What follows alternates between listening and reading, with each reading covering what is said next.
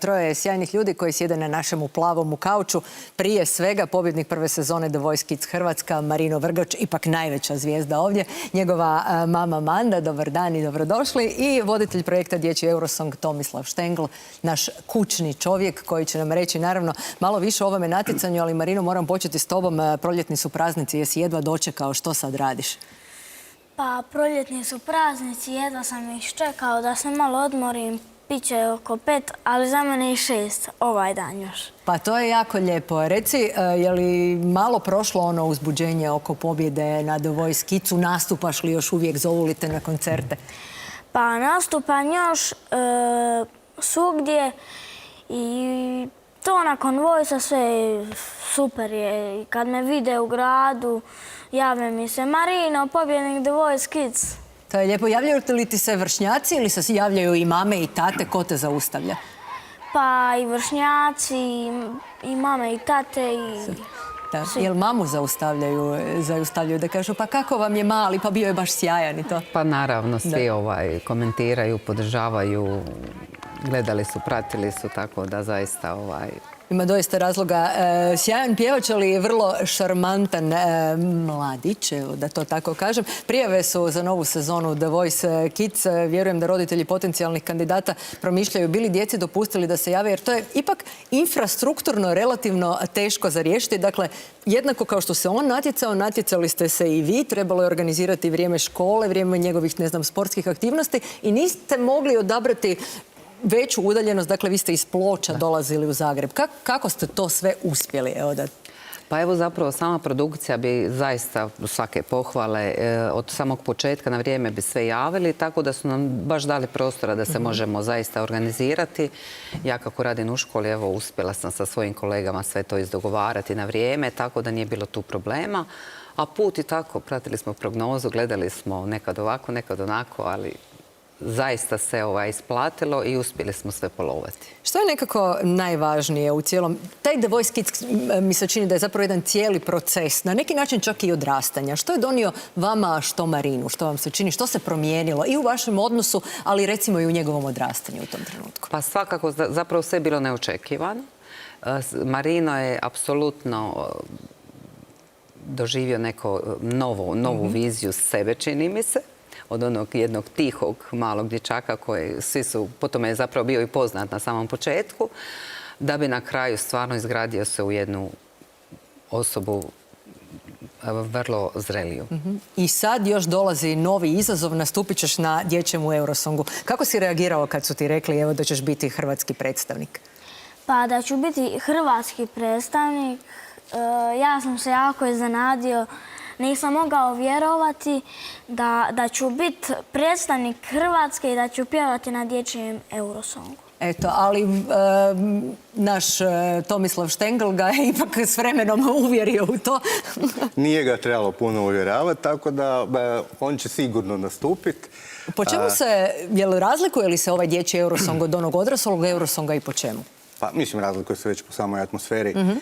Veliki Eurosong nosi s tom svoje probleme koji tu ima i politike i lobiranja i svega i svačega, a dječji Eurosong je jedna, ja ću reći, nevina varijanta tog svega i priprema ovih mladih pjevača za neku budućnost. Načelno pravila su slična, jedno je veće, prošle godine je bilo 17 zemalja nastupilo, vidjet ćemo koliko će biti ove, mislim da je do sad potvrdilo 6 ili 7 zemalja, mi ćemo biti danas recimo 8. Vidjet ćemo gdje će biti, najvjerojatnije Gruzija. Ne, dakle, postoje po internetu, se može naći opcija 13. prosinac, Tbilisi, ali koliko ja znam, EBU još nije to službeno potvrdio, pa onda nećemo reći da će to sigurno biti tako, dok ne dođe službena potvrda koja mislim da bi trebala doći negdje za vrijeme Eurosonga u Baselu. Dakle, to je krajem godine, ima još dovoljno vremena za pripremu. Kako to sad ide? Bira se pjesma za Marina ili kako? Pa napravit ćemo nekakav odabir pjesme, to je pozvat ćemo neke autore da nam predlože pjesme koje bi bile odgovarajuće za njegov stil pjevanja, to jest ono što on preferira. Dalmatinski bel canto. Bel canto.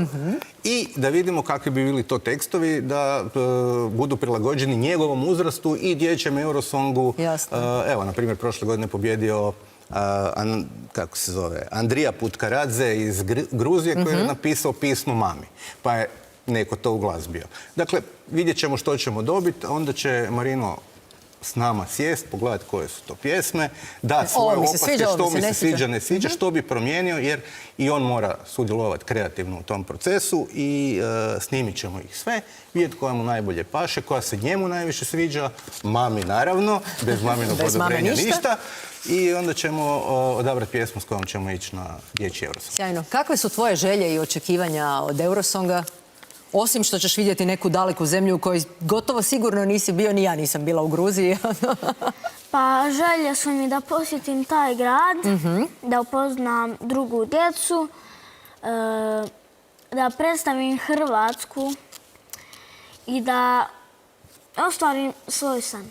A to je jako lijepo. Imali smo zapravo do sada sjajnih uspjeha. Dino Jelusić, Nika Turković. Evo, imamo sjajnog pjevača. Mislim da se možemo ponovno vratiti na europski vrh. Pa mene veseli što on tako dobro pjeva, zato jer sjetimo se da 2003. je bio prvi dječji Eurosong, pobjedio je Dino Jelusić.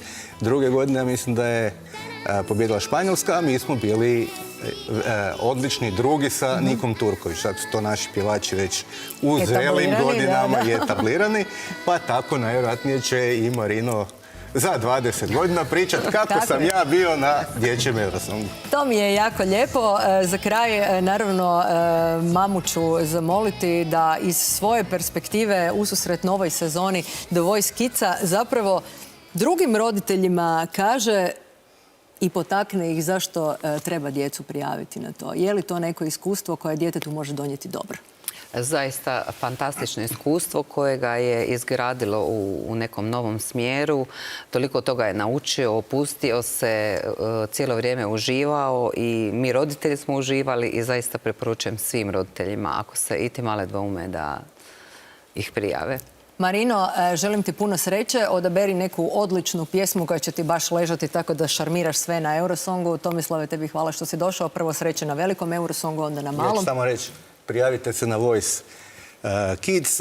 Prijave traju još do 4. svibnja i morate biti u dobi od 8 do 14 godina. A sve detalje možete pronaći na stranici Voice HRT.hr. To si nisi zapisao. Ne, očekivao sam da ćeš ti nastaviti. Hvala vam puno još jedanput. I ja želim čestitati svome nastavniku Zlatku, rođendan 63. 62. koji je već.